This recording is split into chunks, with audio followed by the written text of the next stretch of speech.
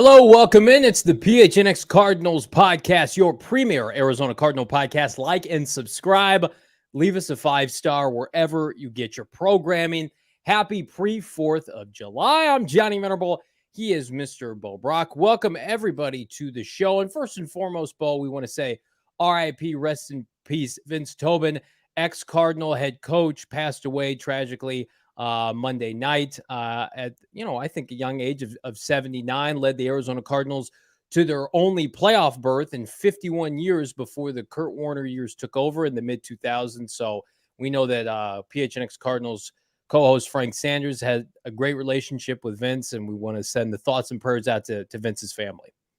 Yeah, absolutely. Condolences to his family. And when you think about kind of when things started, obviously there was kind of a delayed gratification between when this team came to the desert and then get to experience any type of success. And then that was the year, right? Jake the Snake, Frank Sanders, Larry Frank Centers. Sanders, baby. It was Pat Tillman. It was who's who. And they sneak into the playoffs. And what do they do in the playoffs? Oh, man, they beat up on the Dallas Cowboys. You couldn't have written a better script. It was fantastic. And, just rest in peace, Vince Tobin, a big piece of football here in the Valley of the Sun.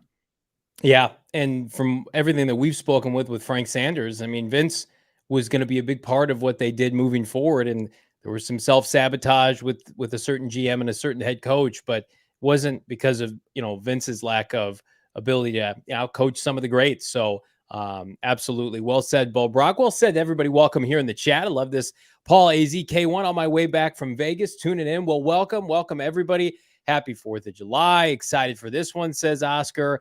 We're excited too. We're excited to dive in some people who are not excited about the Arizona Cardinals and maybe where they rank from a roster and coaching standpoint. Bo Brock, that's where we want to start. I was on Twitter sparingly over the weekend, in part because of Elon Musk, but because also just trying to spend some time with the family. And one of the things that I got tagged in, as did you, was Mike Clay and ESPN did a ranking of the rosters within the NFL, like just top to bottom.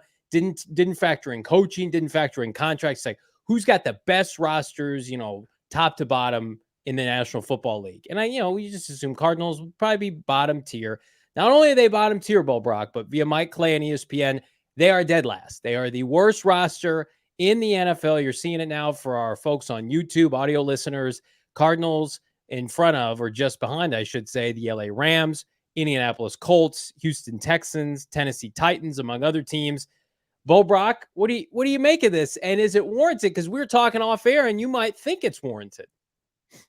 Yeah, I think so. I mean, I think they're in the conversation, no doubt about it. I mean, look at these teams. Obviously not the company that you want to keep in the NFL. I mean, the Rams, I think, are a Stafford, another injury or inability to get back on the field away from this team being the bottom feeder of the NFL, or Cooper Kupp or Aaron Donald. Very thin margin for error. Then you need the Colts. They need Anthony Richardson to develop really quickly in order for them not to be at the bottom of the AFC South.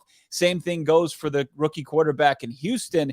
And then you've got Tennessee kind of at the end of its days in the AFC South, kind of some couple surprise contending years that would have helped, fueled by a guy like Monti Ossenfort being behind the scenes with Robinson, the one-time GM there, but it put him in pretty solid contention for the last couple of years. Tampa Bay post Tom Brady, post BA, they're in trouble, right? Todd Bowles has a very brutal looking quarterback room.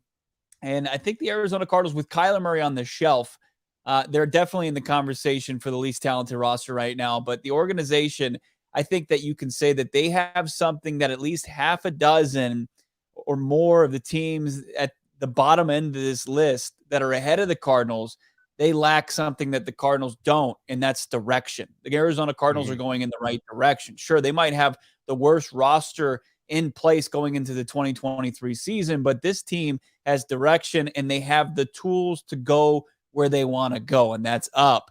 I mean, Johnny, this team has in its possession right now, outside of, talented players on the roster, has 11 2024 NFL draft picks. It's got 6 of those in the first 3 rounds, and it's got the most valuable firsts in the NFL draft as of right now, and probably about $80 million in cap space to spend next offseason. So also multiple paths to a franchise quarterback. Some of these teams that are bottom feeders, they don't know what their solution is at quarterback. Arizona Cardinals have one of two things: Kyler Murray, move forward with him, or a generational prospect that they could pivot to at the top of the NFL draft. I think that the direction that they have, it kind of makes and puts the fan base at ease for the first time in a long time, despite them being at the bottom of this list. Yeah, well said. And I agree with that. And while it's probably just your personal preference of producer Emma, can we see those teams one more time? Who truly is the worst? Because I'm in agreement with some of the people in the chat. I think the Rams roster, with or without Aaron Donald and Matthew Stafford in the fold, I think their roster is the worst. But again, they've got Cooper Kupp, but I think they're so lean defensively. You'd have a hard pressed time for me thinking otherwise. But again, you want to put the Cardinals there. I don't have a huge problem with that. But to Bo Brock's point, like, look at some of these teams now. The Tennessee Titans were a team that had conversations, Bo, about trading up in the AFC South to come up with the Arizona Cardinals at the 3rd overall pick. We had that source right before the first round started, and they instead settled for Will Levis. And they have a really good head coach. Are they ever going to be in a position to find a franchise quarterback if Will Levis doesn't pan out and Ryan Tannehill's about done? We saw it with Kyler Murray in 2019. If you're going to be the worst team, right, to reap the benefits of that. You've got teams like Atlanta that's middling around with first-round running backs and tight ends, the antithesis of how not to build a team. You're trying to trot out Desmond Ridder. No one knows what Jordan Love is, right? The Commanders, while we think, have some solid skill positions and their defensive line's good, what's their future at the most important position? I'm with you, Bo Brock. I think of all these teams, and I'll put my unbiased hat off for a second. Unequivocally, I would rather be the Arizona Cardinals because of the fact that when you hold all the chips for what is going to be, I believe, a generational blue chip filled draft in 2024, and the fact that the expectations are low this year for a new regime. Think about it for a second. If this was, Cliff Kingsbury, Steve Keim coming back again, even with those picks in hand, number one, you wouldn't trust Steve Keim to operate with those picks. And number two, it's like, well, you couldn't get talented people to come to bat for you this year and next year, whereas you reset the deck, so to speak. And yes, the incumbent, head coach, or I should say the latter, that came in, they had a hell of a draft with Paris Johnson Jr. and B.J. Ojulari.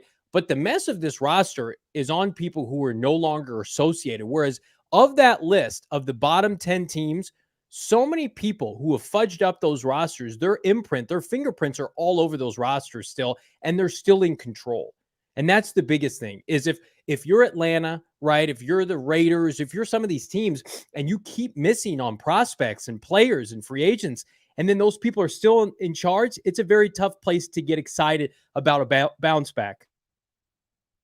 Yeah, absolutely. C-level saying we're going to finish better than we started, guaranteed. And that would be refreshing to this fan base, right? After so many seasons under Cliff Kingsbury, where, 2 of the 4, they came out of the gates and they were strong, and then they just petered out, and it was just disappointment, right? It was as disappointing as, a wire-to-wire, slow start and slow finish. Cliff Kingsbury's teams just couldn't finish at all. And it seems like Jonathan Gannon gears his teams up to be successful at the most important times of the season, right? To thrive when the games are, at their uttermost importance, at the end of the year, when you're playing big divisional games for the division, for potential first round bye, when you're playing in the postseason. He only gave up 14 points to his first playoff opponents until having to face Patrick Mahomes and the Kansas City Chiefs. So, I think that absolutely this is something that it's not a matter of, I think if you're looking at the assignment, I think Mike Clay's fine. He's right in the ballpark. And regardless of what people's confidence level is in this coaching staff and for these players to develop as it stands right now, the players that they've put together for this team, I don't think you can really argue that they're where they are on this list. And that's fine. I think that's just one of the evils of rebuilding. It's at this stage in a rebuild, most of the time your roster isn't up to par. And that's, and there's opportunity with that for young players to emerge, for players that haven't been given those opportunities throughout the leagues, like your Kazir Whites. I know he thrived for the Eagles, but like your Chris Barnes, Josh Woods, Chris Boyd's, or your BJ Ujulari's, Paris Johnson's, Michael Wilson's. I mean, there's so much opportunity here, and there's so much room for growth, and only really one direction to go for this Arizona Cardinals organization.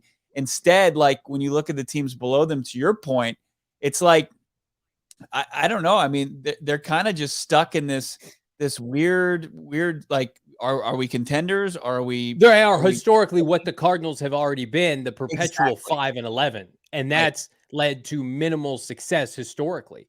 That's what the Cardinals have been, and I think we've got some great points here in the chat. But I think something I tried to emphasize before the show that a lot of people locally have pointed out is like how much untapped talent is on the roster that has not blossomed yet because of the coaching that was here before.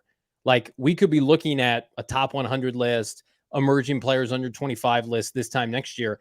Could Cameron Thomas be on that list because he's been enabled by Jonathan Gannon? Could Majay Sanders, Trey McBride be on that list? That's why these chips that you have every April in the NFL draft, like we know free agency can serve a role, but it's largely fool's gold to build your team. Ask Steve Keim that. But you have a lot of chips in the draft, top 100 players that you are able to develop, and all it takes is one season for them to pop. The conception, or the preception, I should say, of your roster changes for the better significantly. So I don't think it's as cut and dry as Cardinals have no talent. They got to get more talent next offseason. Whilst I think that is the case to some degree, there are players on this roster that I know Bo and I were bullish on. The coaching staff is, because of the misusage of them. I'm looking at Zaven Collins. A lot of people would point out Isaiah Simmons with that regard. So let's see how they do. You take the Collinger out, right? When you're draining your pasta, let's see what remains here and what's worth investing in over time. I don't think this roster is as bare bones as people make it out to be, especially at positions. I just dogged Atlanta for tight ends and running backs. Cardinals have a pass rush group with not a lot of household names, but with talent. They've got a tackle group with talent, though, and then obviously the quarterback. Those are the positions that matter. Yeah, absolutely. Also, like when you talk about, you think about rosters that have untapped potential, and you think about those players that didn't find kind of their way in the previous coaching staff, but also you have to consider the guys that did have good seasons under previous coaching staffs. Like there's still, I think there's still room between, Budda Baker and his ceiling, and Jalen Thompson and his ceiling, and Marco Wilson and his ceiling. Like those are guys that can get better potentially. And you look at how Clay kind of broke this down to provide more context over his article. It's behind a paywall on the Insider thing for the ESPN. And he said the strongest unit is safety. Budda Baker, Arizona's best players, one of the league's top most reliable safeties. And then he goes into Jalen Thompson, has more tackles than Baker over the last 2 seasons, and is second among all safeties during that span. And then looks at the weakest unit, interior defensive line. A shock to nobody, right? This is something this is a group that we've been harping on for all offseason long, where they're going to need to get production from a unique place, like guys that we haven't heard really much of before at the NFL level, whether it's, in-house or Rashard Lawrence or Lecky Fotu takes a step, Carlos Watkins, who came over from Dallas, Kevin Strong came over from Tennessee, a draft pick, and Dante Stills, who I think was their last pick of this first draft class under Monti Ossenfort out of West Virginia. Sure, tackle for a lost machine for the Mountaineers, but will that translate? Will he be able to find a spot at the NFL level? It's just like you have to figure, like for outsiders like Mike Clay, doesn't follow this team every day, you can understand skepticism he has in this roster. Yeah. Right. Who are these players? If you're not a draft aficionado, like people like our friends from PFF that join us on occasion, they know who Cameron Thomas and Majay Sanders and Trey McBride are. The casuals that don't follow this team, and I'm not calling Mike Clay a casual, but those names may not resonate right away. And you have to go back, oh, that's the guy from San Diego State. Oh, wait a minute, that kid played at Cincinnati. Oh, he was the best tight end. He went to Colorado State. Some of that needs to be emphasized, or Colorado. So for me, it is, if that's shown kind of in the sorry to just crush your point. No, you're good. Like when you look at his depth chart, the depth chart for ESPN. Yeah, I mean, you realize that the way they projected starters, they've got Paris Johnson Jr. as their starting left tackle. Like it's probably going to be DJ Humphries. I think that Paris Johnson's going to make his way. They got DJ Humphries at right tackle. Why would you make that flip? NFL. Well, first of all, the coverage of this team, we know. I mean, we cover this team. Mm-hmm. We like to think we set the standard for coverage for this team, in large part because, not in large part, but partially because Other entities make it easy because they don't pay attention to the Cardinals. Like NFL.com had Paris Johnson Jr. as an all-rookie player, which is great, but he had him playing guard. It's like, guys, he hasn't played guard this entire offseason. I want him to be all-rookie, but if that's going to happen, it's going to be at right tackle, right? So the optics of it can be day-to-day. And again, the original point I was trying to make, if I don't forget it all of a sudden as my mind goes blank, but it's funny to see how decommitted they are to the Cardinals right now, and the narrative being they'll have the top 2 picks in the draft, so it doesn't matter. Like, this season does not matter. But if you're going to be bad, or if you're going to rebuild, lose with young players. That was one of the hardest things for the Denny Green era and the Steve Keim era at times. They would spend money. They would have some bloated rosters. They'd pay the wrong people, right? Older players would come here. It was the old, not the country club, but the retirement home for NFL veterans, right? Emmitt Smith would come here and take a bunch of money. And so it's like, well, you don't even have a plan in place to get young players time. It's one of my biggest issues with Vance Joseph, and you guys know where I'm going with this. You cannot choose to play journeymen over top 3 draft picks, top 1, 2, 3 round draft picks, especially when the limited time that they're seeing Myjai Sanders, Cameron Thomas, they are more explosive than Marcus Golden. You're on a 7-game losing streak. Why aren't those players playing against Atlanta and San Francisco? That's a detriment to the future of the Cardinals. And those days are over. They may win 1 game this year. They may win 6 games. Who knows? They may overachieve. If they're going to do that, though, it's going to be at the presence of and the benefactor of Paris Johnson Jr., Michael Wilson's, Garrett Williams when he comes back, right? B.J. Ojulari.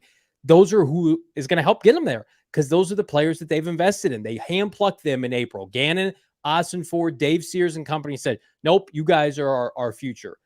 With all due respect to some of these guys who've been on the roster, let's see how preseason goes. Let's see how training camp goes. That's refreshing, because I think Cardinal fans are smart. They know we want to see them compete and win games every Sunday. This year is not about wins and losses, in my opinion. Yeah, and a big part of that is, the expectation from the front office, right? I mean, famously or infamously said by Steve Keim is this team is never rebuilding, right? So that puts pressure on the coaching staff, and like, oh, well, if we're not rebuilding, then I don't have the luxury of playing young players and the luxury of them making mistakes. I mean, I think, It's a good point. Steve Wilkes obviously got 0 grace, and Cliff Kingsbury got like 1 season of grace for the most part, right? He got the 5-10-1 season the first year under Cliff Kingsbury and Kyler Murray's rookie year. And then after that, the expectations went up significantly. And maybe it was a testament of their hot start in 2020, where they finished 8-8 and were on the outside looking in. And then they came out, on fire to start the next season. But and then the expectations went way up, and then that team just wasn't ready for it, right? But it was also a product of them not playing the young players because of heightened expectations. And I think that the front office is fully aware of what the score is, where the roster is, what they want from their coaching staff, what they want from the roster, as far as they'd probably prefer to develop and emphasize that over wins and losses. Love this comment. Oscar, isn't the goal to build a culture and a dynasty that lasts years, not a year? Well, that should be the sustained success. And you think about what does this franchise have in common with sustained success? Very little. Always a flash in the pan. Even the Palmer and the Warner years, you were hitching your wagon to a quarterback that had an expiration date, right?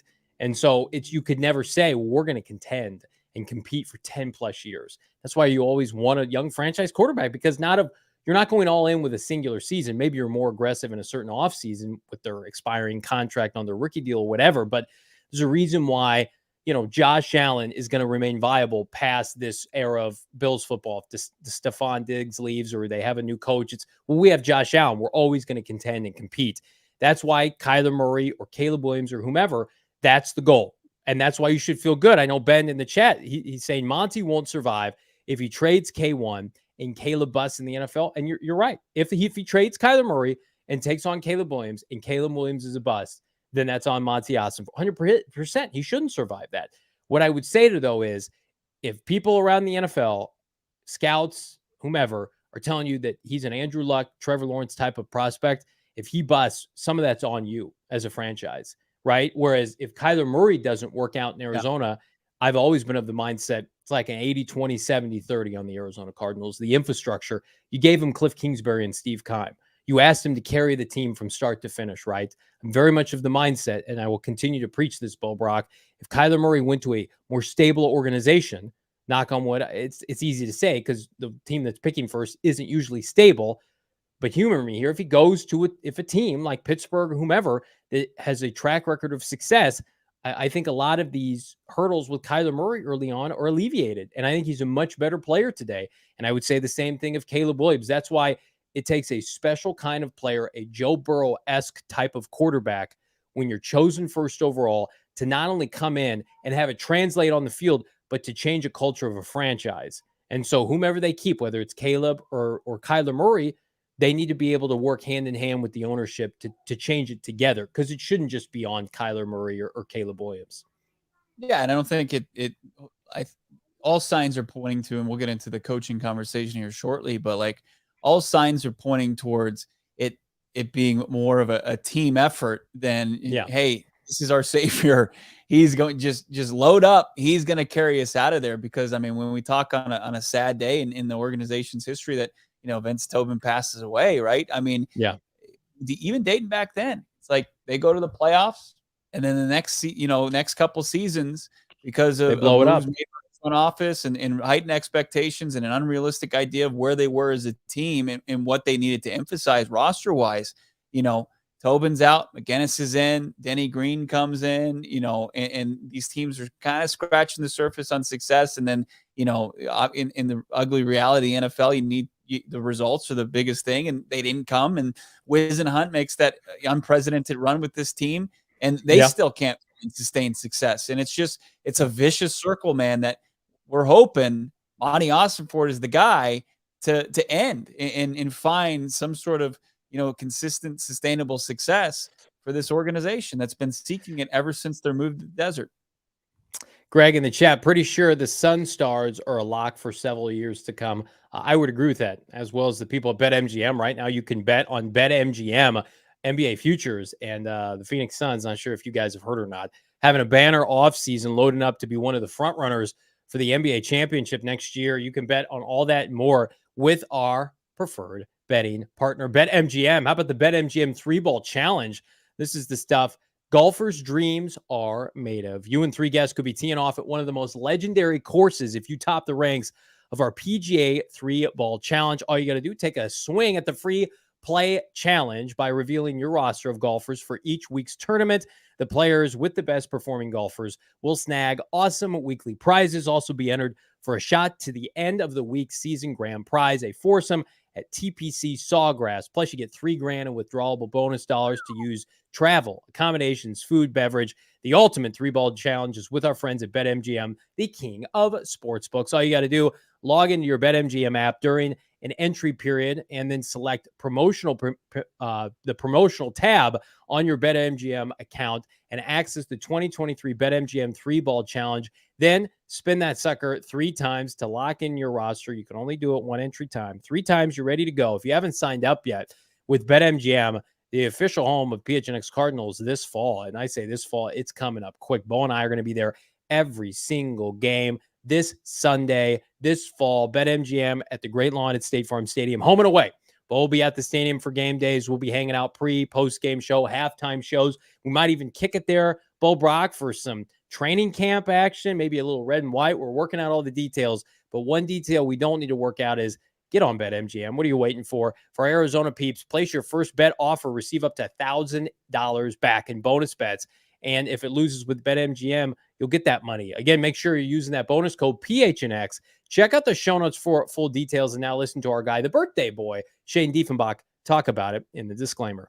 Disclaimer, 21 plus to wager. Visit BetMGM.com for terms and conditions. U.S. promotional offers not available in Washington, D.C., Mississippi, Nevada, New York, and Ontario. Gambling problem? Call 1-800-GAMBLER. Colorado, D.C., Illinois, Indiana, Louisiana, Maryland, Mississippi, New Jersey, Ohio, Pennsylvania, Tennessee, Virginia, West Virginia, Wyoming. Call 877-8-HOPE-NY or text HOPE-NY 467-369, New York. Call 1-800-NEXT-STEP, Arizona. 1-800-522-4700, Kansas, Nevada. 1-800-327-5050, Massachusetts. 1-800-BETS-OFF, Iowa. 1-800-270-7117 for confidential help, Michigan. Tomorrow, Joey Chestnut, the hot dog eating goat right now, BetMGM, total glizzies eaten, 72.5 is the over-under. Oh my God. 72.5 Um, I'm gonna say dogs. I'm gonna say under. He's like, what is he, minus 5,000? He's minus 5,000, yeah. I mean, Oh in my the God. over-under, like, the odds are the same. It's minus 115. You can get some better I mean, you can tease it. They've got this total glizzies consumed, over 76.5 hot dogs. The man is just an absolute legend, hot dog eating machine. You can get all the action you want on tomorrow's Nathan's I hot don't dog. Can I just say, we said this last week, I don't think minus 5,000 on a guy eating hot dogs is a good bet. I cannot get behind that. I'm so sorry. This is not the '07 Patriots. I know anything could go wrong. It's like 110 degrees there. What if he has the stomach bug and there are better bets to be had. Yikes, minus 5,000. Oscar's saying the Glizzy Slayer is back. I think that's one of the better bets every year. You just take him minus 5,000. Sure, it's not great odds, but it seems like it's a mortal lock. Another mortal lock. And if you're having 76.5 hot dogs, you're going to want to wash it down with something. Why not a Four Peaks beer? Now, Four Peaks, this is one of those weird times of year. Like, they're closed today, they're closed tomorrow. But if you're not, you can go to your Circle K, you can go to your local grocery store. You can pretty much go anywhere in the valley to get Arizona's #1 craft brewery and a 6-pack of one of your favorite beers, like Four Peaks Kilt Lifter, their flagship. It's unreal. Get some for your 4th of July barbecue or grill out. Go get some of the best wheat beer in the state. Actually, the #1 wheat beer in the state of Arizona.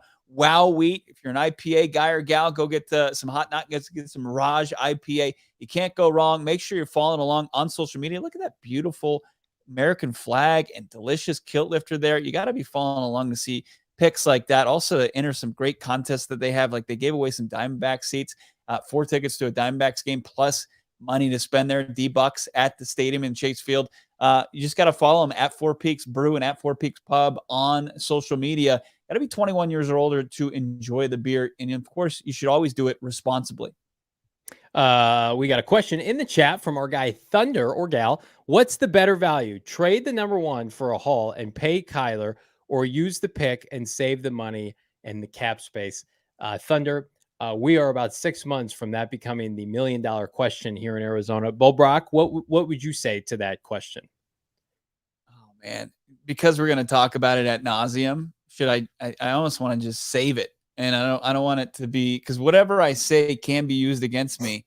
I almost want to plead the fifth on that. We're sitting. You here think on somebody July would come 3rd. back to the archives of July and pull that? Because listen, I'm of the mindset, like, my opinion, I'm allowed to change my opinion. And so with that, I'll give you my answer right now. I think the smart move is to take Caleb Williams, because if you're 1-1, if you're 1-1, and I think trading out of that spot is one of those ones that Cardinals fans probably fear the most, that you would be giving up on a generational type talent, and like Hall of Fame level. Like, you would have to convince yourself that Kyler Murray, you guys are more polished than Mahomes right now. I mean, I know that's hyperbole to an extent, but I mean, the fact that they're having that conversation, and scouts and analysts and experts are saying that about Caleb Williams is. You would have to be sure. You would have to be certain. Ben in the chat, Kyler's still very young. I wouldn't move off of him. You would have to be certain that Caleb Williams, #1, would be better than Kyler long term, and that Kyler wouldn't go on to win championships elsewhere. But I don't even know how you would control that. Like, I guess it's less about what Kyler would do and more about what you think you could do with Caleb. But you just have to ask yourself one question. Is Caleb Williams more valuable to the Arizona Cardinals for the next 5 years than Kyler Murray, given his skill set, his ability, the amount of money you would have to pay him and not have to pay him? I think the biggest knock on Kyler Murray right now, it's not the studying. It's not that he's an introvert, all that garbage. He can't finish seasons healthy. He's been banged up. And if you could make it that cut and dry, and it's this year included, we've talked, this is his 5th year. He's not going to play a full season. People are going to attribute that to his size. If you wanted a built-in excuse, that's it. Now, Caleb Williams could come to the NFL and blow out his knee and never be the same player, but it is going to be a difficult decision. I don't think, Bo, they're going to be the worst team in the NFL with their own pick. I think you would have to rely on Houston. I think Kyler Murray's coming back in October. So it might take care of itself. But man, I mean, it's going to be the biggest thing to hit Arizona since, I don't know, the Super Bowl year if the Cardinals have the first pick in the draft. If you're making a case in court and you're trying to convince a jury of your peers of 12 different people, I think that the Caleb Williams case is stronger. I mean, just because obviously you pivot to a rookie deal after year one with Caleb Williams, you eat the $46 million in dead cap from Kyler Murray. And then also just what's being said about Caleb Williams, what you've seen from Caleb Williams so far in at the collegiate level. I mean, what they're calling. Get a 90 PFF grade, and that's not the end all be all. But he's roughly 3 inches bigger than Kyler. They're about the same, almost the same weight. He maybe has like 10 pounds on him. But I mean, he had 42 touchdowns to 5 picks last year at USC. I mean, it's just 42 passing touchdowns, right? And how many rushing? 42 passing. I don't know. I closed my screen, but I mean, like probably at least 10. I mean, he's going to have, I mean, is it crazy to say like he's going to have over 60 total touchdowns this year? I mean, we talked about it on Friday's show. For the people who are getting cute and saying he could have a down year, are you effing kidding me? Have you looked at the Pac-12? And he has Lincoln Riley, that he's got stability as his head coach. He transferred schools. Last year was his first year getting to know a new conference and a new university, and he did that. He was at Oklahoma the year before. You don't think he's going to be even more comfortable this year? And USC didn't graduate. They had the one wideout, right, that went to the Seattle Seahawks, right? Wasn't he from USC? But Minnesota. Addison. I'm sorry.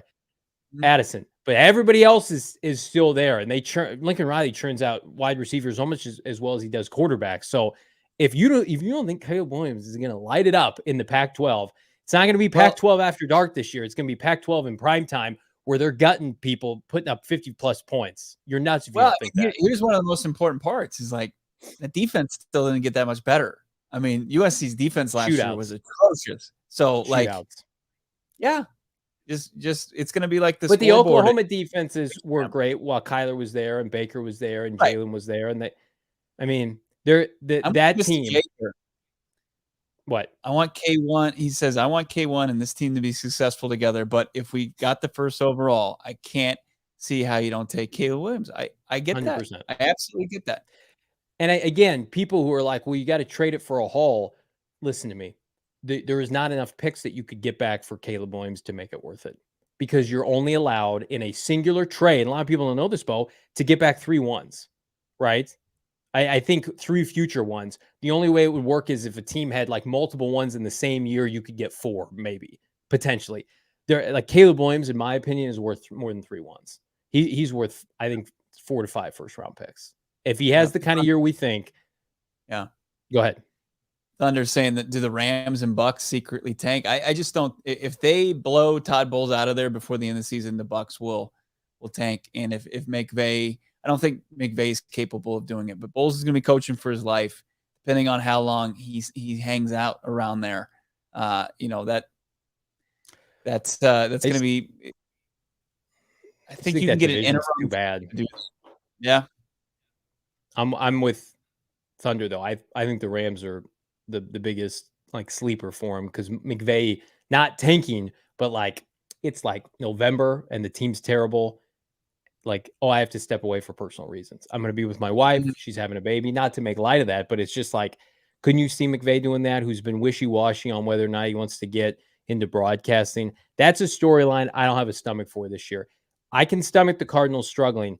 I can't stomach the national media rooting for Caleb Williams to end up with the LA Rams. That will hurt me to my core, and I need them to go on like a 5-0 start to the season that deflates, by Halloween or whatever. But I think the biggest contender right now is a team I routinely mention, but I don't think they're getting mentioned enough. I think it's the Las Vegas Raiders.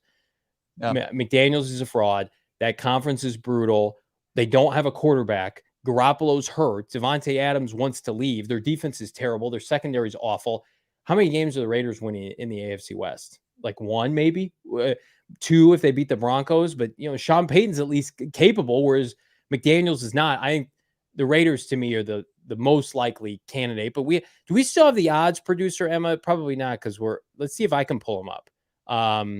Unless you don't want me to. The odds for the first pick. There's producer Emma coming through in the clutch. The Raiders aren't even on here. This is ridiculous. I do think, though, any team behind Arizona should be in the AFC. The AFC is so good, and if you don't have a big boy quarterback, you're going to get destroyed. You're going to get absolutely destroyed. Whereas the NFC, you can screw around. Like the Falcons won 7 games last year, and they're terrible, right? So that I don't think the Buccaneers are going to go like 1-16. But if you screw around the AFC with those quarterbacks, it's going to be a hard time. That's why Tennessee should have just tanked, or they should have drafted a quarterback. What are you doing, Will Levis? Well, it's tough. It's tough when you look at the Bucks and the Colts. They're both in bad divisions, right? I mean, right. And they're on the rise. It's the teams that are really going to be a threat are the ones that are like in the AFC West. If things just fester, like if things go poorly for the Raiders early on, like the Raiders could easily become a bottom feeder. If you look at the AFC East, right? I mean, with what they've done there with Buffalo and the Jets on the rise and the Dolphins, like who knows what happens if the Patriots take a misstep and they're still starting Bailey Zappi, or who knows at quarterback. I mean, those tough divisions where you've got 6 games that are going to be tough to win, that you can turn into almost automatic L's. It's just as competitive to be the bottom team in the NFL as it is to contend for a playoff spot. It's really, really tough. It's hard. We went through last year, 7 straight losses, barely got the Cardinals the 3rd overall pick. And I'm going to tell you right now, whomever gets the first pick's taking Caleb Williams. There's no scenario like outside of like Mahomes going down or Josh Allen going down, and those teams would have to really be bad with backups to get the first overall pick. Don't believe the narrative. Like if a team's drafting first, they are taking Caleb Williams. I firmly believe that. I don't think that it's like the team, like Indy had all that success, and then the year Manning was out with his neck, they got Andrew Luck, and they're like, okay, we're going to take Andrew Luck. They could have easily shipped Luck out for picks. Manning was still great for half a decade, won a Super Bowl with the Broncos. They said, nope, we're going to roll the dice with Andrew Luck. Same Jacksonville. There was never a question of them taking Trevor Lawrence. All those other teams behind them desperately wanted to get number 1. The Jets blew it. Remember that? Whomever it is, whether it's the Cardinals or the Texans or the Titans or any of those teams that we just showed, producer Emma, can we show them one more time? The bottom 10 teams in the NFL, according to ESPN. Any one of these teams, Jordan Love, Sam Howell, I don't care. How about the teams that just took a quarterback? Bryce Young, they're taking Caleb Williams. It's a Josh Rosen, Kyler Murray scenario. Anthony Richardson, I'm sorry, he's a great kid. We met him at the Combine. Nobody on this list is immune to the team taking Caleb Williams. Do you agree with that, Bo Brock? Yeah, I do. He's as of right now, as it stands on July 3rd, obviously barring any bad injury or anything like that, but still, I mean, this is going to be a guy that's going to be in the conversation for the long run and could be the wire to wire guy like, Trevor Lawrence. And as they've mentioned him in the same conversations as Andrew Luck, guys that, going into that collegiate season, it's understood that it's his last collegiate season and he's going to be the number 1 pick of the draft. Now just figure out who's coming after him. And like, when you talk about it too, like the consolation prizes this year are a little bit better than this previous draft. Like the Arizona Cardinals, if they don't sit, 1-1, that Marvin Harrison Jr., like that's a pretty damn good consolation prize because, not only like when you generational at the quarterback position, just as generational at the wide receiver position. I think it's a good year to have multiple picks from teams that the expectations aren't high. I'm trying to think of the right analogy, but it's like if you're saving up, right, for a new car and you have a really good model that you like, but then they roll out in an off year a model that you don't love, you can either commit to that or you can continue saving for the next year and they have something that blows your socks off, right? That's what the Cardinals did. They were frugal in the draft this year. They said, we're gonna sell our stock a little bit on the 2023 draft, which was smart, by the way. Everybody said it was a down year, and we're going to buy 2024 while still getting the player that they coveted at 3 in Paris Johnson Jr. That's what smart teams do. That's what the Patriots did for years upon years. You cash in when the stakes are high, when the prospects are blue chips, when they're great, like the Burrow Herbert year, the Penei Sewell Jamar Chase year, and then when it's the Jonathan year where there's no good players in the top 10, you sell, you get out, and then you try to double down the next year. Well, if I could tweak your analogy, I think it's like if you're saving up for a specific Fix it for me. model of a car, right? I think Yeah. that once it does come out and they tweak it, right? And then you do the right thing and you get the previous year's model and the money you saved up on it, you've got that money still, and you're probably going to save some cash while buying something that you wanted before. They just, the new, somebody else can do that. You're still going to get something that's best for you probably in the long run. You keep Kyler Murray, you continue in that path. You get Marvin Harrison Jr., you get Verse, the pass rusher, you get one of these talented offensive linemen, defensive linemen. You continue to bolster that roster up and down, and you're making your way out of rebuild either way. Eddie, really good question here. What happens if Fields has a Lamar MVP type year and the Panthers finish with the first pick? Listen, that's a very difficult question to answer. It'd be like the Cardinals. I mean, let's say Kyler Murray comes back in late September. The Cardinals go 7-10, have a really nice year compared to what a lot of people think. But then Houston's terrible. They have the first pick, but Kyler just went off and Drew Petzing's offense. But to Eddie's points, Fields has the same quarterback coach, the same head coach he had last year. If Fields goes off and let's say the Bears win 10 games and he has an MVP kind of season, he runs all over everybody in the pant. I mean, that might be the rarity, Eddie, where because you have the caveat of the team that's picking one, the rights go to somebody else because of the trade up this year for Bryce Young. That's an interesting scenario. I hadn't thought about that one. Yeah. Would they trade down when they try to get him a Marvin Harrison Jr. instead? Maybe. Maybe those are it's all going to, as far as which direction it's going to go, we'll have a way better idea once we start to see some college football play, once we start to see how, a lot of hype surrounding Justin Fields this year, and rightfully so. But at the same time, there's very little confidence in his head coach, Johnny. No, there is not. We're going to get to that here in a second. But first, I want to tell you guys about Circle K. They're number one in my ranking of premium convenience scores at a non-premium price, especially as it relates to their gas. Check out Circle K, your local Circle K. I'm going to tell you right now, best coffee, beer, snack selection. We're so excited to partner with Circle K. And again, how about iced coffees for under $2 in this swarming heat? I saw something before the show today. It's supposed to get up to $117. That's nuts. You better go buy yourself 12 packs of beer, stock up for just $9.99 ahead of the holiday. I'm going to tell you right now, perfect one-stop shop for anything you need ahead of 4th of July. Get it with Circle K. Make sure you're not missing out on all the great stuff they've got going on. Make sure you're not. You got to become a part of their SMS subscriber club, Bo Brock. All you got to do to make do is text PHNX to 31310. They're going to hook you up with a buy one, get one free 32-ounce Polar Pop. So double dip now. If you're going out, you're going to go watch fireworks with the family. You're going to do some sightseeing around the valley. Make sure you're hydrated. Hydrate with our friends. Get a Polar Pop on us. Buy one, get one free. PHNX. Text it 31310. If you don't know where the Circle K is, well, just head to circlek.com/store-locator, Bo, to find the nearest Circle K to you. Already logging on to shadyrays.com. Going to take advantage of the 50% off all shades Independence Day summer sale because synonymous with celebrating independence. Happy birthday, America is saving money and all the deals going around. And Shady Rays is going to help you save some shekels as well. Get some of their classics, obviously the vintage style. You got the Aviators, Tangle Free as well, X Series, Navigators, whatever you want. Men, women, children, Shady Rays has a pair of sunglasses and more for you. Save money while you're purchasing them. And it's not like bargain sunglasses that you're going to get at Circle K or at a gas station. No, these are premium quality sunglasses that you're going to want to wear all the time and not take off your face because they're protecting your eyes and you're looking cool while they do it. Log on to shadyrays.com. Take advantage of their Independence Day sale right now. 50% off all their sunglasses.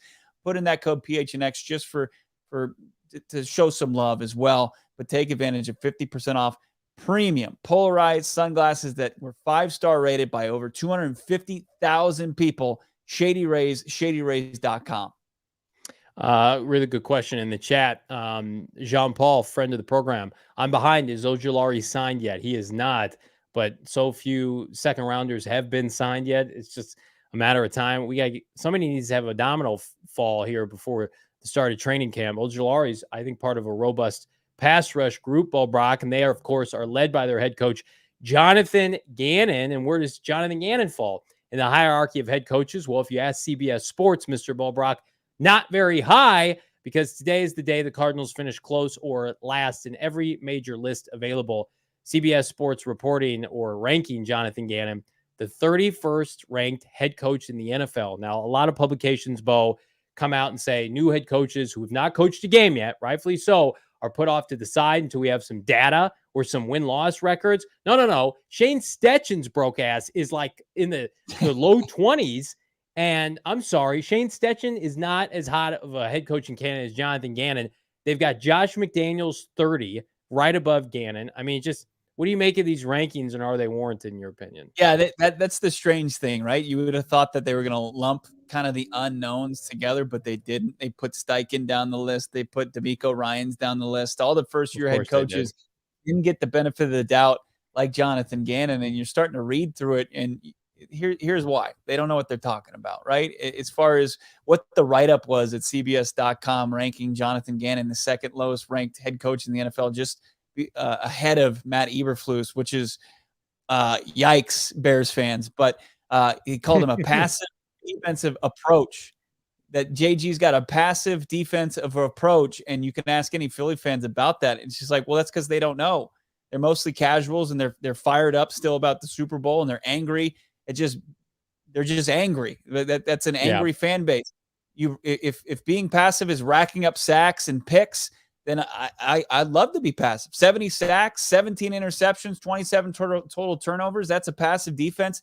I don't think so. It doesn't sound very passive to me. So that's wrong. It's a bad breakdown. And then you've got a barren roster for years. That's what he called the Arizona Cardinals. And I just don't see that as well. I mean, that's not going to be the case once the 2024 offseason gets underway and the Cardinals navigate that in another year of Monti Ossenfort. I just don't understand how you can look at this with 11 draft picks in 2024 and, staring down $80 million in cap space that you're going to say this roster's barren for years. It's just lazy. And it's just, I don't think that they put any thought into it, and they're just going off of the overreaction from the end of the Super Bowl.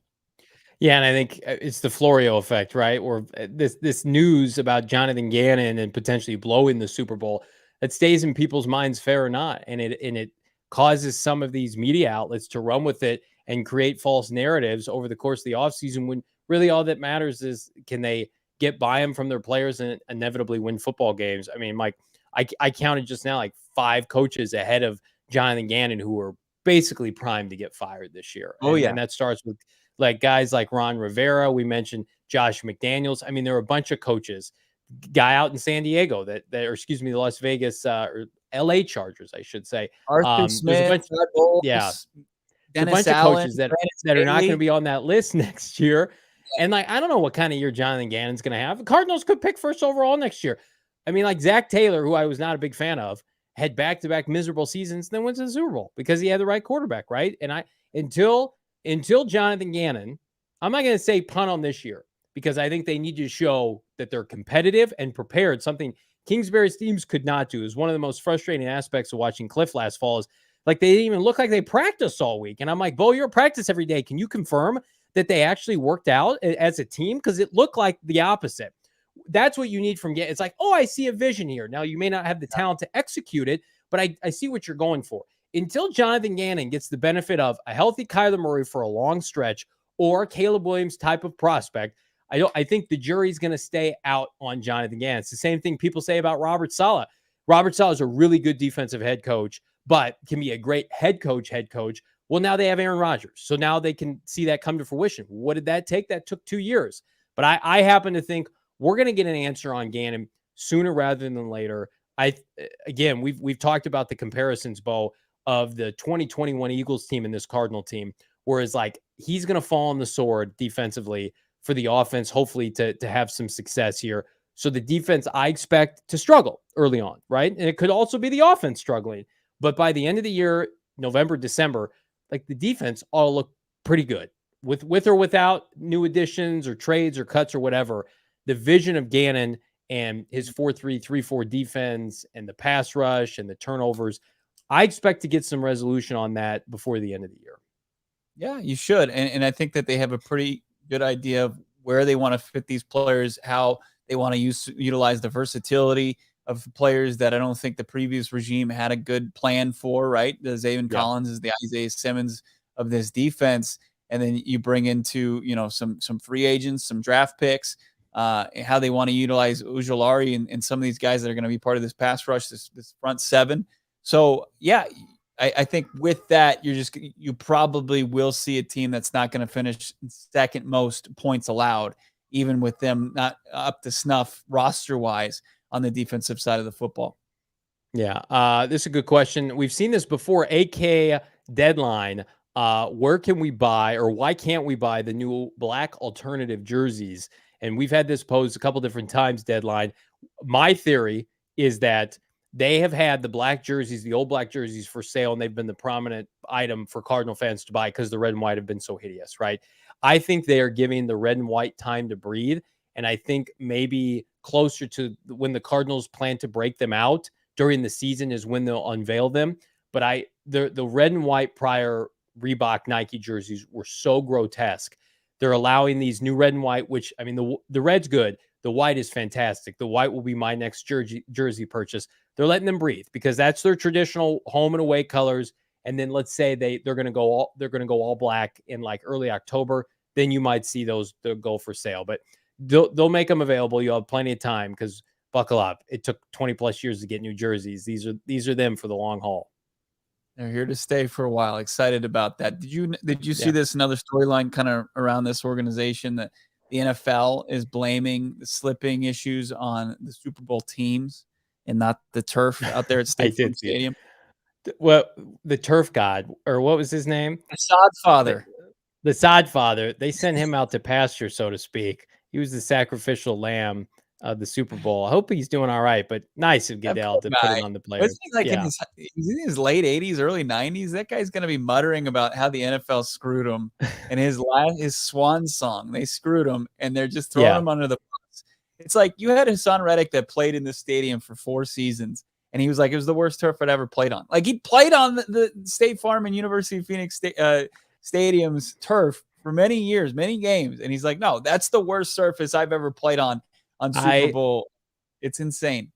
I hate, like, ageism's a thing in today's working world, but I don't think in the biggest sporting event in our country, you should have a 90-year-old man prepping the playing field. That's just my opinion. You could disagree. You might know a lot of really capable 90-year-olds that can sod a field. I do not. And that was such a gimmick that backfired too, because it's like, this is a great story. He's prepped so many fields. It's like, yeah, let's get an heir apparent. Do you have an heir apparent ready to go? You have somebody, I don't know, in their 70s that can do this? Mr. 100-year-old sod father. Yeah, I mean, not surprised. The Cardinals, the Cardinals as well. If it has anything to do with gardening or grass or sod, I will step out of the way of an elderly person. They know what they're doing. They've got a way greener thumb than you and I do. That's true. I can't keep a house plant alive for the life of me. Everything in my house is fake. Another question here, or no comment. Grigson 480, friend of the program, getting his new white jersey on the 7th. Love that. Be interested to see, my man, what player you opted to go with, because I think that's the biggest issue for me and a lot of Cardinal fans, Bo, is like, I am ready to buy a white jersey. I'll buy one immediately for a player that I know is going to stick around. Should it be Budda Baker now? Because Budda Baker got his option picked up. Should I feel good about Budda Baker on the 2024 Cardinals enough to buy his jersey? Maybe. I mean, yeah. I mean, the shelf life for any jersey, I mean, even if you think it's a stone cold lock that he's going to be around, I mean, things can change, right? But yeah, I mean, the fact that he's going to be for the next 2 seasons, it feels like that's a safe bet. And then, Kyle, I got my son a red Kyler one. It was the only youth jersey they had at the team store. Excited to throw that on. Maybe I'll make him, because it's red. We'll do red, white, and blue tomorrow. Maybe he's going to be sporting the new Cardinals red jersey. But the black one, if you're going white, I might get the black one just because I think it's just as nice as the clean white one. It's the same design. It's just black. Yeah. And it looks really cool. Nice. Grigson saying, always getting the custom one. Jean Paul saying, get the custom one. That's smart. That I should get Jr. one. Yeah, just get that Harrison Jr. jersey. the ultimate gamble. That's just one step away from getting a Super Bowl tattoo. Oscar, why do sports networks like CBS and ESPN have biases against the Cardinals? I don't know, Oscar, but when they come here and plant their feet for the Super Bowl, they like taking up all of our amenities. They love being out at the pool and the bars and hanging out, and love the golf courses here in February. But show us that love, the 360 other days out of the year, because I don't understand it, but I relish it. Bo Brock and I do, being able to do this show every day with real Cardinal fans. So when it's cliche, but when this team does turn it around, it's going to be all the more sweeter, like my friends at Foco, who giving out some sweet deals right now. If you see this bobblehead right here, this is from Foco. Hook up with stuff just like this. It's unique. It's not brick and mortar garbage. It's stuff you can't find anywhere else. And I mentioned the sweet deal. How about this? For all non-presale items, you can use that promo code PHNX. You get 10% off at foco.com. Again, find something you like. If it's not on sale, 10% off using the promo code PHNX.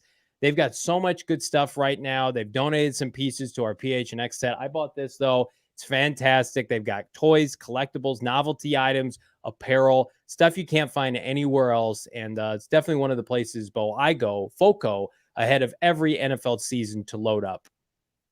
Can't beat that. Can't beat Illegal Pete's, of course, out there on Mill. Got to get out there, enjoy several of their locations. But here at PHNX Cardinals, we love Illegal Pete's. Patio, probably not the best patio season, but I'm sure they got you set up for success, especially when you're getting in on their margarita, which is the strongest in the state of Arizona. Check out all their AZ locations. They got happy hour from 3 to 8. Couple extra happy hours there, part of happy hour. Irresistible drinks and mouth-watering food to fill all your heart's desire. Check out their full menu. They've got delicious bowls, tacos, salads, burritos, nachos. They got a full bar, custom cocktails, beers, piping hot queso. Kick off your week on the right foot with Margarita Monday at Illegal Pete's out there on Miller, one of their Valley locations, exclusive to AZ locations, those $3 margs all day, every day on Monday, and nothing brightens up your Monday more than soaking up the sun with a few margs. Can't beat that. And then, of course, the old Taco Tuesday, and you hear Taco Tuesday said, almost to a fault, but not when we're talking about Illegal Pete's. They know how to do it. They're the elite Taco Tuesdays, $2 tacos all day, every Tuesday. Enjoy your favorite chicken, pork, veggie tacos for just $2. Swing by, start your week off on the right way at Illegal Pete's. A lot of love to just going with the Fitz 11 on the New Jersey. Don't hate that idea. Dylan Richards saying, Johnny, get Isaiah Simmons' white jersey for the year. I will. If Isaiah Simmons has a great year and proves me wrong, and I hope that he does, because I root for all Cardinals to succeed, I'll get an Isaiah Simmons jersey. Hell yeah. I don't want to get one, though, before he's playing 60% of the snaps as a backup defensive back, though. I prefer my players to be starters. Isaiah Simmons, Avonte Maddox played 75% of the snaps last year. Avonte Maddox was not the 8th overall pick, though. Come on now. 75% of the snaps. You're saying 60%. I'm glad you kept your streak alive. You should keep your streak alive. Are you going to, before you set off a firework tomorrow, you're just going to slander Isaiah Simmons so you can keep your daily streak of slandering him alive? No, I'm not. I don't slander him every day. I give backhanded compliments that sometimes turn into slander, but it's not my fault. Everybody knows you coaxed me into it. And also, Isaiah Simmons was supposed to be on the show twice, and he's turned us. Light off this firework. It's going to bust just like Isaiah Simmons did as the 8th overall pick. Oh, that's good. That's really good. You should write my material. What does a great year for Simmons look like? Eddie asking in the chat. I would say a great year for Isaiah Simmons, if he's playing defensive back, is like 4 picks. And I hate to put it's hard with a defensive back. 4 picks, and he plays 70+% of the snaps. And he's got a PFF grade at 70 to 75, I would say, is a great year for Isaiah. That's like a year where you can really build off of that. You can build off of it, but in order to get for teams to say, hey, we need to sign this guy next offseason, which he wants to put himself in a position to do, he's going to have a better year than that. And it's a great question. What does it look like? He's going to continue to have the ability to make game-changing plays. even though he's playing DB, he's still going to be able to be as physical as he's been in his career, and force picks, force turnovers, fumbles, put balls on the turf. But he's going to have to really step his game up and on the fly, learning kind of a different position in a new system. So it's going to be challenging, but we'll see what happens. I mean, what's a good year? I think he's still got to approach 100 tackles. And we'll see if they put him in a position at all to get after the quarterback. Impact plays. You said it. John Paul said it. Does pop on tape, but then he pops on tape for the wrong reason. Like, I didn't like Vance Joseph as the defensive coordinator for this team toward the end of his tenure, and Vance Joseph didn't trust him. And so if he earns the trust of Jonathan Gannon, which, listen, we've heard some things thus far, and I would say Isaiah Simmons still has a ways to go as an NFL player and somebody who's going to be a staple of Gannon's secondary. So take that for what you will. It's just something I've heard. It is not like you would want it to be a slam dunk, like this guy is 100% bought in, they're lockstep. You want it to be what Kyler Murray and like Drew Petzing have already, and Gannon. It's not like that.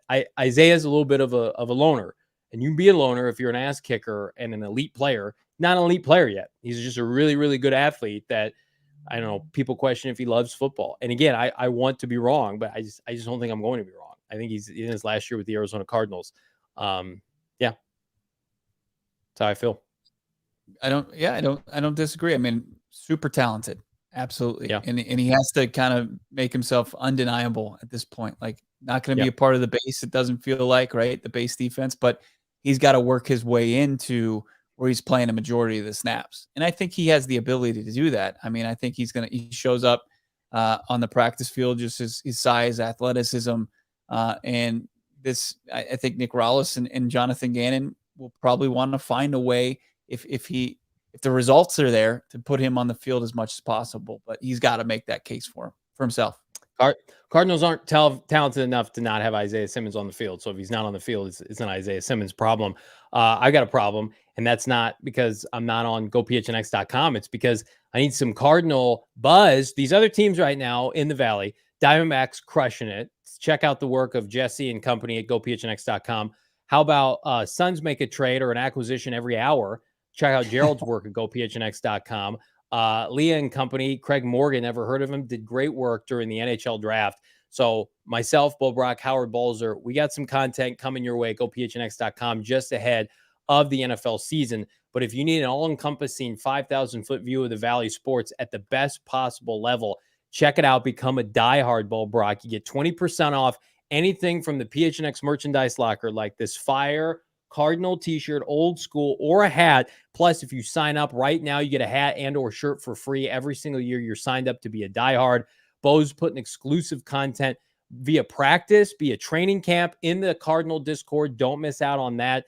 But again, if you're looking for a place for every single Arizona sports writer that you love and love to follow as it relates to these teams, 90% of the articles are free, but for that sweet, sweet 10%, you got to go to GoPHNX.com and become a diehard. Yeah, you don't want to miss out on all that great content, as Johnny mentioned, that's going on right now. It might be slow season for the Cards overall, but Suns, I think they're out of roster spots, right, to fill at this point, right? They can't any more moves, but Gerald's churning out work right now as we speak. So is our guy Howard Balzer, and that Discord's always going. Make sure you get that exclusive access to it. Everybody, have a great 4th of July. Enjoy the holiday. Enjoy some downtime. Enjoy some family, friends time. Get on that barbecue. Make up some, just burn some delicious meats and drink some Four Peaks beer. Get out to Circle K as well. Get some Polar Pops and everything that you need to make your 4th of July the best. We'll talk to you again on Wednesday. For producers Emma and Johnny, I'm Bo Brock. We'll talk to you then. Have a great 4th.